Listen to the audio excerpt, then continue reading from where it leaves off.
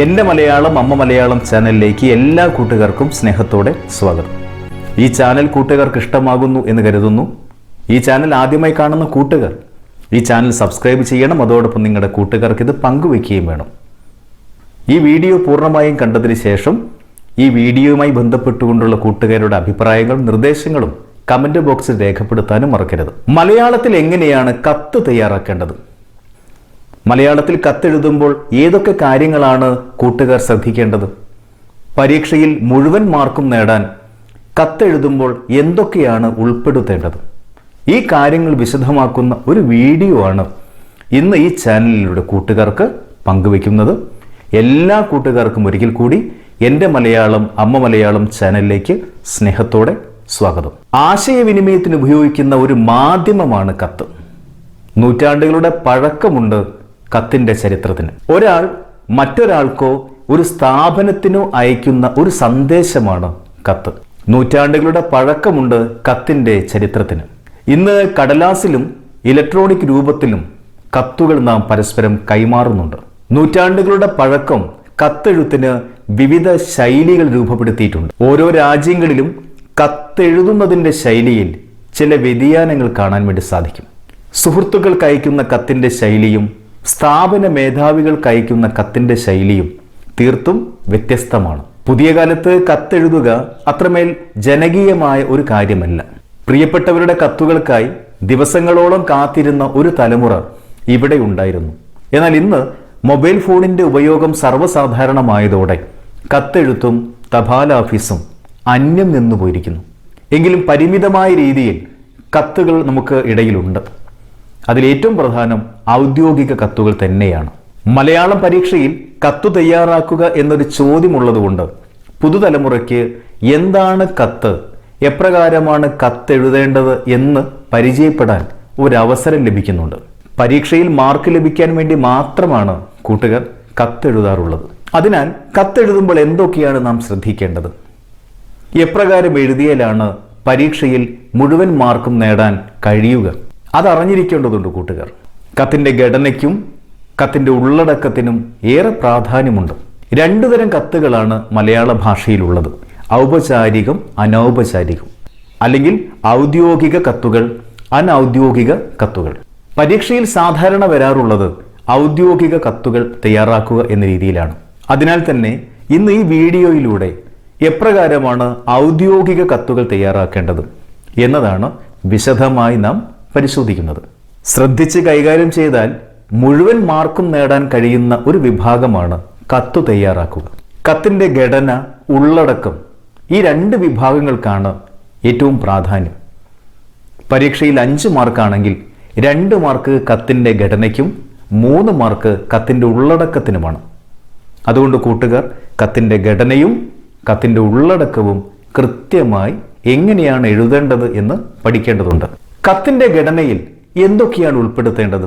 കത്ത് എഴുതുന്ന ആളിൻ്റെ പേരും മേൽവിലാസവും, കത്തു ലഭിക്കേണ്ട ആളിൻ്റെ പേരും മേൽവിലാസവും, കൂടാതെ വിഷയം, സംബോധന, ഉപസംഹാരം, പേര്, ഒപ്പ്, സ്ഥലം, തീയതി, ഈ കാര്യങ്ങളെല്ലാം തന്നെ കത്തിൻ്റെ ഘടനയിൽ ഉണ്ടായിരിക്കും. അത് എപ്രകാരമാണ് എഴുതേണ്ടത്, എവിടെയൊക്കെയാണ് എഴുതേണ്ടത് എന്നത് പിന്നീട് കൂട്ടുകാർക്ക് പറഞ്ഞു തരാം. ഉള്ളടക്കത്തിൽ തന്നിരിക്കുന്ന വിഷയം വളരെ ലളിതമായി 1-2 ഖണ്ഡികകളായി ചുരുക്കി അവതരിപ്പിക്കണം.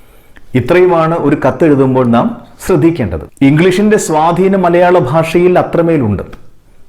എങ്കിലും മലയാളത്തിൽ കത്തെഴുതുമ്പോൾ പരമാവധി ഇംഗ്ലീഷ് വാക്കുകൾ നാം ഒഴിവാക്കേണ്ടതുണ്ട്. ഉദാഹരണത്തിന് MT വാസുദേവൻ നായർ എന്ന പേരെഴുതുമ്പോൾ MT എന്നത് മലയാളത്തിൽ തന്നെ എഴുതാൻ കൂട്ടുകാർ ശ്രമിക്കണം. ആർക്ക് കത്തെഴുതുന്നുവോ ആ കത്തെഴുതുന്ന ആളുമായുള്ള ബന്ധത്തിൻ്റെ അടിസ്ഥാനത്തിലാണ് കത്തുകൾക്ക് ഭിന്നഭാവമുണ്ടാകുന്നത്. പത്രാധിപർക്ക്, മുഖ്യമന്ത്രിക്ക്, ആരോഗ്യമന്ത്രിക്ക്, ജില്ലാ ഭരണാധികാരികൾക്ക്, പോലീസ് മേധാവിക്ക്, മുനിസിപ്പൽ പഞ്ചായത്ത് അധികാരികൾക്ക്, സ്ഥാപന മേധാവികൾക്ക്, ഇവർക്കാണ് സാധാരണ കത്തെഴുതാൻ വേണ്ടി പരീക്ഷയിൽ ചോദ്യം വരാറുള്ളത്. മലയാളത്തിൽ കത്തെഴുതുമ്പോൾ ഫ്രം എന്നതിന് പകരം കൂട്ടുകാർ എഴുതേണ്ടത് പ്രേക്ഷകൻ അല്ലെങ്കിൽ പ്രേക്ഷിത എന്നാണ്. ടു എന്നതിന് പകരം ഗ്രാഹകൻ, അഥവാ സ്വീകർത്താവ് എന്നുമാണ് എഴുതേണ്ടത്. പ്രേക്ഷകൻ എന്ന് എഴുതുമ്പോൾ പ്രേക്ഷകൻ എന്ന് കൂട്ടുകാർ എഴുതരുത്. അക്ഷരം മാറിപ്പോവാതെ തന്നെ കൂട്ടുകാർ എഴുതുക. ഇനി നമുക്ക് വിശദമായി ഓരോന്നോരോന്നായി പരിശോധിക്കാം. ആദ്യം കത്തിന്റെ ഘടന പരിശോധിക്കാം. ഉള്ളടക്കം വ്യത്യസ്തമാണെങ്കിലും ഔദ്യോഗിക കത്തുകൾക്കെല്ലാം തന്നെ പൊതുവായ ഒരു ഘടന കാണാൻ വേണ്ടി സാധിക്കും. ഏതു കത്തിലും കത്തെഴുതുന്ന ആളിന്റെ പേരും മേൽവിലാസവും നിർബന്ധമാണ്. കത്ത് ലഭിക്കേണ്ട ആളിന്റെ പേരും മേൽവിലാസവും കൃത്യമായി എഴുതുകയും വേണം. എവിടെയാണ് വിലാസം എഴുതേണ്ടത്? കത്തിന്റെ ഇടതുഭാഗത്ത് മുകളിലായാണ് പ്രേക്ഷകന്റെയും അതിന് താഴെ സ്വീകർത്താവിന്റെയും മേൽവിലാസം എഴുതേണ്ടത്. ഒരാൾ മറ്റൊരാൾക്ക് എഴുതുന്ന സന്ദേശമാണല്ലോ കത്ത്. അതിനാൽ തന്നെ കത്തെഴുതുന്ന ആളിന്റെ മേൽവിലാസവും കത്തു ലഭിക്കേണ്ട ആളിന്റെ മേൽവിലാസവും കൃത്യമായി എഴുതേണ്ടതുണ്ട്. പക്ഷെ കൂട്ടുകാർ ഒരു കാര്യം ശ്രദ്ധിക്കേണ്ടത്, പരീക്ഷയിൽ നാം എഴുതുമ്പോൾ ഒരിക്കലും പ്രേക്ഷകന്റെ സ്ഥാനത്ത് നമ്മുടെ യഥാർത്ഥ പേരും മേൽവിലാസവും എഴുതരുത്. ഇത് ഒരാളെ തിരിച്ചറിയാൻ കാരണമാകും എന്നതിനാലാണ് പരീക്ഷയിൽ കൂട്ടുകാർ സ്വന്തം പേരും മേൽവിലാസവും എഴുതരുത് എന്ന് പറയുന്നത്. എന്നാൽ നിത്യജീവിതത്തിൽ നാം കത്തെഴുതുമ്പോൾ നമ്മുടെ യഥാർത്ഥ പേരും മേൽവിലാസവും കൃത്യമായി എഴുതാൻ കൂട്ടുകാർ ശ്രദ്ധിക്കണം. കത്തയക്കുന്ന ആളിന്റെ പേര്, മേൽവിലാസം എന്ന് മാത്രം എഴുതരുത് കൂട്ടുകാർ. മേൽവിലാസം എന്നതിന് പകരം വീട്ടുപേര്, സ്ഥലപ്പേര്, പോസ്റ്റ് ഓഫീസ്, ജില്ല, പിൻകോഡ് എന്നിങ്ങനെ കൂട്ടുകാർ എഴുതാൻ ശ്രമിക്കണം. ആർക്കാണ് കത്ത് എഴുതേണ്ടത്? പരീക്ഷയിൽ തന്നിരിക്കുന്ന ചോദ്യത്തിനനുസരിച്ചാകണം കൂട്ടുകാർ സ്വീകർത്താവിന്റെ പേരും മേൽവിലാസവും എഴുതേണ്ടത്. ഔദ്യോഗിക കത്തുകളിൽ സംബോധനയ്ക്ക് മുൻപായി കൂട്ടുകാർ വിഷയം, കത്തിൽ നാം എന്തിനെ പറ്റിയാണോ എഴുതുന്നത് അത് വളരെ പെട്ടെന്ന് മനസ്സിലാവാൻ വേണ്ടി വളരെ ചുരുങ്ങിയ വാക്കുകളിൽ നാം വിഷയം എന്ന് എഴുതേണ്ടതുണ്ട്. ഇത് തലക്കെട്ട് പോലെ ചുരുങ്ങിയ വാക്കുകളിൽ എഴുതാൻ കൂട്ടുകാർ ശ്രദ്ധിക്കണം. എന്താണ് സൂചന? മുൻ കത്തിന്റെയോ നോട്ടീസിന്റെയോ പരസ്യത്തിന്റെയോ മറ്റോ അടിസ്ഥാനത്തിലുള്ളതാണെങ്കിൽ അവയുടെ നമ്പറും തീയതിയും ചേർത്താൽ മതിയാകും. അയക്കുന്ന കത്തുമായി ബന്ധപ്പെട്ട മുൻ റെക്കോർഡുകൾ വളരെ വേഗത്തിൽ കണ്ടെത്തുവാൻ ഈ സൂചന സഹായിക്കും. പക്ഷെ പരീക്ഷയിൽ എല്ലാ കത്തുകൾക്കും സൂചന ഉണ്ടാകണമെന്നില്ല. തന്നിരിക്കുന്ന ചോദ്യം കൃത്യമായി വായിച്ചിട്ടാവണം വിഷയവും സൂചനയും കൂട്ടുകാർ എഴുതേണ്ടത്. തുടർന്ന് സംബോധനയാണ്. ഏറെ പ്രാധാന്യമുണ്ട് സംബോധനയ്ക്ക്. കത്തെഴുതുന്ന ആളിന് കത്തു ലഭിക്കേണ്ട ആളുമായുള്ള ബന്ധത്തിന്റെ അടിസ്ഥാനത്തിലാണ് സംബോധന നാം എഴുതേണ്ടത്. അഭിവന്ദ്യനായ സാറിന്, ബഹുമാനപ്പെട്ട പത്രാധിപർക്ക്, ബഹുമാന്യനായ മുഖ്യമന്ത്രിക്ക് എന്നിങ്ങനെ ആർക്കെഴുതുന്നു എന്നതിനനുസരിച്ചാവണം നാം സംബോധന തയ്യാറാക്കേണ്ടത്. കത്തിന്റെ പ്രധാന ഭാഗമാണ് ഉള്ളടക്കം. ചോദ്യത്തിനനുസരിച്ച് നിങ്ങൾ കത്തിന്റെ ഉള്ളടക്കത്തെ ഔചിത്യപൂർവ്വം അവതരിപ്പിക്കുക. കാര്യങ്ങൾ അടുക്കും ചിട്ടയോടും കൂടി അവതരിപ്പിക്കുക. ഖണ്ഡിക തിരിച്ചുകൊണ്ട് എഴുതിയാൽ ഏറെ നന്നാകും. എഴുതുന്ന ശൈലി ലളിതവും സ്പഷ്ടവുമായിരിക്കും. തുടർന്ന് ഉപസംഹാരമാണ്. സംബോധനയ്ക്ക് ചേരുന്ന ഉപസംഹാര വാക്കാണ് നാം എഴുതേണ്ടത്. താഴെ വലതുഭാഗത്താണ് ഉപസംഹാര വാക്ക് നാം എഴുതേണ്ടത്. ബഹുമാന്യപൂർവം, ആദരപൂർവം, വിശ്വാസപൂർവം, വിശ്വസ്തയോടെ, സ്നേഹാദരങ്ങളോടെ എന്നിങ്ങനെ വ്യത്യസ്തങ്ങളായ ഉപസംഹാര വാക്കുകളുണ്ട്. സംബോധനയ്ക്കനുസരിച്ച് ഇവയിൽ ഏതെങ്കിലും ഒന്ന് കൂട്ടുകാർ തിരഞ്ഞെടുത്ത് എഴുതുക. ഉപസംഹാര വാക്കിന് താഴെയാകണം പേര്, ഒപ്പ് എന്നിവ ചേർക്കേണ്ടത്. ഇത് കത്തിന്റെ വിശ്വാസ്യതയ്ക്കും ആരാണ് കത്തെഴുതിയത് എന്ന് മനസ്സിലാക്കുവാനും സഹായിക്കും. പക്ഷേ പരീക്ഷയിൽ കൂട്ടുകാർ പേര് എന്ന് മാത്രം എഴുതുക, ഒപ്പ് എന്നും എഴുതുക. സ്ഥലവും തീയതിയും കൂട്ടുകാർ എവിടെയാണ് എഴുതേണ്ടത്? ഔദ്യോഗിക കത്തുകളിൽ സ്ഥലവും തീയതിയും ഏറ്റവും അവസാനം കത്തിന്റെ ഇടതുഭാഗത്താണ് എഴുതേണ്ടത്. എന്നാൽ കത്തിന്റെ വലതുഭാഗത്ത് മുകളിലായും തീയതിയും സ്ഥലവും എഴുതുന്ന രീതിയും കാണാറുണ്ട്. അപ്പോൾ എന്തൊക്കെയാണ് കത്തെഴുതുമ്പോൾ കൂട്ടുകാർ ഏറ്റവും പ്രധാനമായും ശ്രദ്ധിക്കേണ്ടത്? കത്തിന്റെ ഘടനയും അതിന്റെ ഉള്ളടക്കവും തന്നെയാണ്. പ്രേക്ഷകന്റെ പേരും മേൽവിലാസവും, സ്വീകർത്താവിന്റെ പേരും മേൽവിലാസവും, വിഷയം, സംബോധന, പിന്നീട് ഉള്ളടക്കം, തുടർന്ന് ഒടുവിൽ താഴെയായി ഉപസംഹാര വാക്ക്, പേര്, ഒപ്പ്, ഇടതുഭാഗത്തായി സ്ഥലം, തീയതി. ഇത്രയും കാര്യങ്ങളാണ് കത്തെഴുതുമ്പോൾ കൂട്ടുകാർ ശ്രദ്ധിക്കേണ്ടത്. പ്രേക്ഷകന്റെ മേൽവിലാസം നമുക്ക് എങ്ങനെ എഴുതാം? കൂട്ടുകാർ നോക്കൂ, കത്തെഴുതുന്ന ആളാണല്ലോ പ്രേക്ഷകൻ. ഇംഗ്ലീഷിൽ ഫ്രം എന്നതിന് പകരം മലയാളത്തിൽ പ്രേക്ഷകൻ എന്നാണ് എഴുതേണ്ടത്. എങ്ങനെയാണ് പ്രേക്ഷകന്റെ മേൽവിലാസം എഴുതേണ്ടത്? നോക്കൂ, പേര്, വീട്ടുപേര്, സ്ഥലപ്പേര്, ജില്ല, പിൻകോഡ്. പിന്നീട് നാം പിൻകോഡിന് വേണ്ടി ഒരു 6 കള്ളി വരച്ചു വെക്കുക. ഒരു ഉദാഹരണം നോക്കൂ. പുഴ സംരക്ഷണ സമിതിയുടെ പ്രസിഡന്റ് എന്ന രീതിയിലാണ് ഈ പ്രേക്ഷകന്റെ മേൽവിലാസം. പ്രസിഡന്റ്, അണേല പുഴ സംരക്ഷണ സമിതി, സ്ഥലപ്പേര്, ജില്ല, പിൻകോഡ്. തുടർന്ന് കത്ത് ലഭിക്കേണ്ട ആളുടെ മേൽവിലാസം. സ്വീകർത്താവ് അല്ലെങ്കിൽ ഗ്രാഹകൻ. സ്വീകർത്താവിന്റെ മേൽവിലാസം കൂട്ടുകാർക്ക് തന്നിരിക്കുന്ന ചോദ്യത്തിൽ നിന്നും കണ്ടെത്താൻ കഴിയും. അതിനനുസരിച്ചാവണം കൂട്ടുകാർ സ്വീകർത്താവിന്റെ മേൽവിലാസം തയ്യാറാക്കേണ്ടത്. ഒരു ഉദാഹരണം നോക്കൂ. പത്രാധിപർക്കാണ് ഞാൻ കത്തെഴുതേണ്ടത്.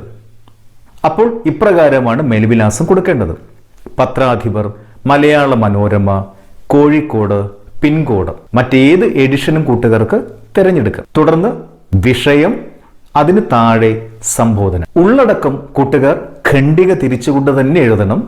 ആദ്യ ഖണ്ഡിക ഒരാമുഖമായിരിക്കണം. ആരാണ് കത്തെഴുതുന്നത്, എന്താണ് കത്തിന്റെ ആവശ്യം. രണ്ടാമത്തത് വിഷയത്തെ കൃത്യമായിട്ട് അവതരിപ്പിക്കുന്നു. മൂന്നാമത്തത് ഉപസംഹാരം. അതിന് താഴെയാവണം ഉപസംഹാര വാക്കെഴുതേണ്ടത് എന്ന് വിശ്വസ്തയോടെ പേര്, ഒപ്പ്.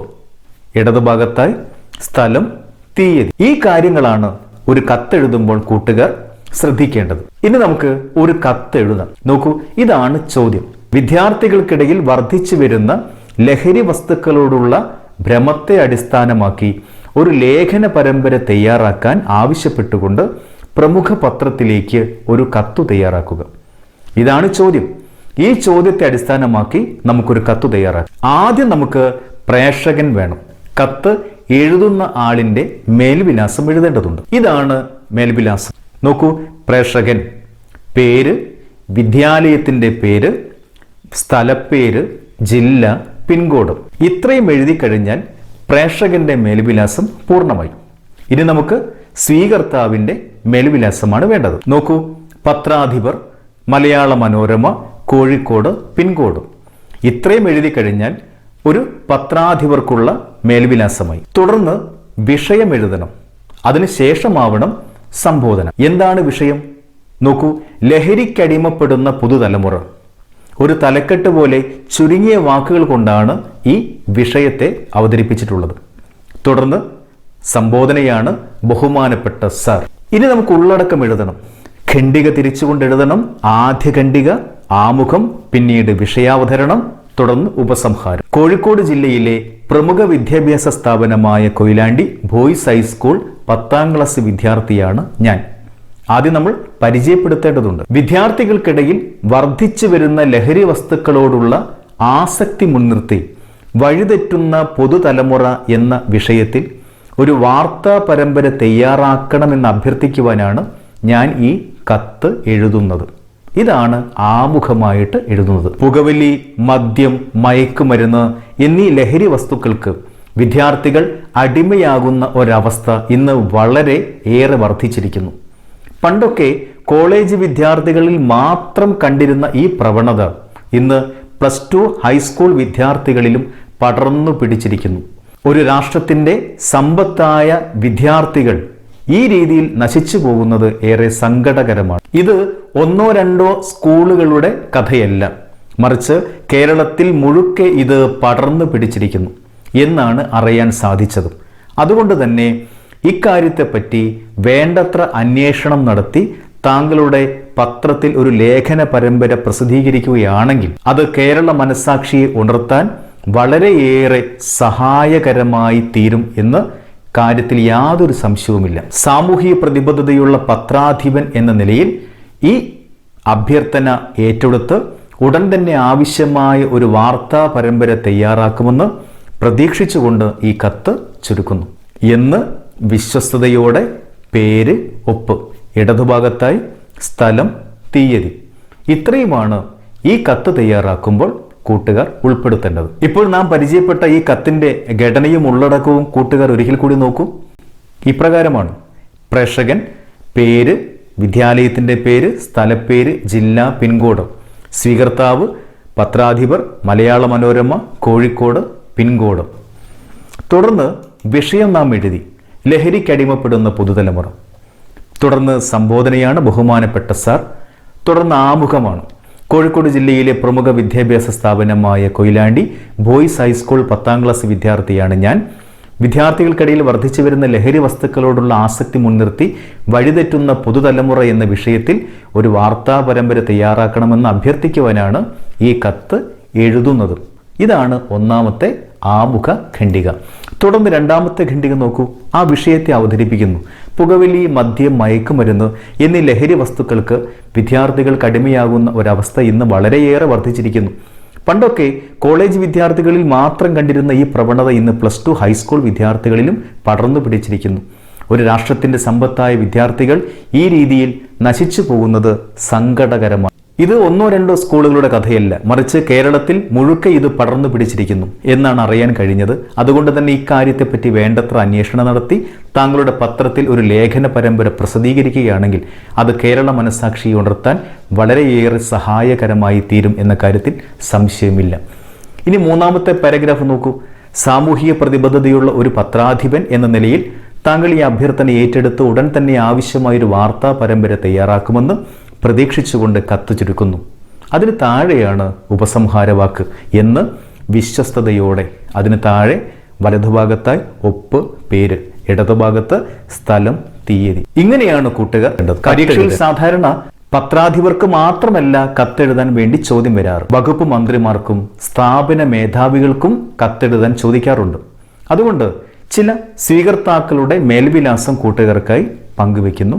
കൂട്ടുകാർ ഇതെല്ലാം എഴുതി വയ്ക്കാൻ ശ്രമിക്കണം. പഞ്ചായത്ത് പ്രസിഡന്റിനാണ് കത്തെങ്കിൽ പഞ്ചായത്ത് പ്രസിഡന്റ്, പഞ്ചായത്ത് ഓഫീസ്, സ്ഥലപ്പേര്, ജില്ല, പിൻകോഡ് ഇതാണ് മേൽവിലാസമായി എഴുതേണ്ടത്. നഗരസഭ ചെയർമാനാണ് കത്തെഴുതേണ്ടതെങ്കിൽ നഗരസഭ ചെയർമാൻ, മുനിസിപ്പാലിറ്റി ഓഫീസ്, സ്ഥലപ്പേര്, ജില്ല, പിൻകോഡ്. ഇനി മേയർക്കാണ് കത്തെഴുതേണ്ടതെങ്കിൽ mayor, corporation office, Kozhikode, pincode എന്ന് പറഞ്ഞ് 6 കള്ളി. കേരളത്തിൽ കോഴിക്കോട് മാത്രമല്ല കോർപ്പറേഷൻ. അതുകൊണ്ട് കൂട്ടുകാർക്ക് ഇഷ്ടമുള്ള കോർപ്പറേഷൻ തിരഞ്ഞെടുക്കുക. വിദ്യാഭ്യാസ മന്ത്രിക്കാണ് കത്തെഴുതേണ്ടതെങ്കിൽ വിദ്യാഭ്യാസ മന്ത്രി, സെക്രട്ടേറിയറ്റ് മന്ദിരം, തിരുവനന്തപുരം, പിൻകോഡ് എന്നെഴുതുക.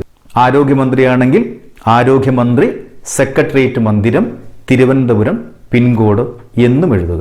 കൃഷി വകുപ്പ് ഓഫീസർക്കാണെങ്കിൽ കൃഷി വകുപ്പ് ഓഫീസർ, കൃഷി വകുപ്പ് ഓഫീസ്, സ്ഥലപ്പേര്, ജില്ല, പിൻകോഡ്. ഇനി ജില്ലാ കളക്ടർക്കാണ് കത്തെഴുതേണ്ടതെങ്കിൽ ജില്ലാ കളക്ടർ, കളക്ടറേറ്റ് മന്ദിരം, ജില്ല, പിൻകോഡ് എന്ന് മാത്രം എഴുതുക. ഇത്രയും കാര്യങ്ങൾ കൂട്ടുകാർ ശ്രദ്ധിച്ചാൽ യാതൊരു സംശയവും വേണ്ട, പരീക്ഷയിൽ കത്തെഴുതുക എന്ന ചോദ്യത്തിന് മുഴുവൻ മാർക്കും കൂട്ടുകാർക്ക് നേടാൻ വേണ്ടി സാധിക്കും.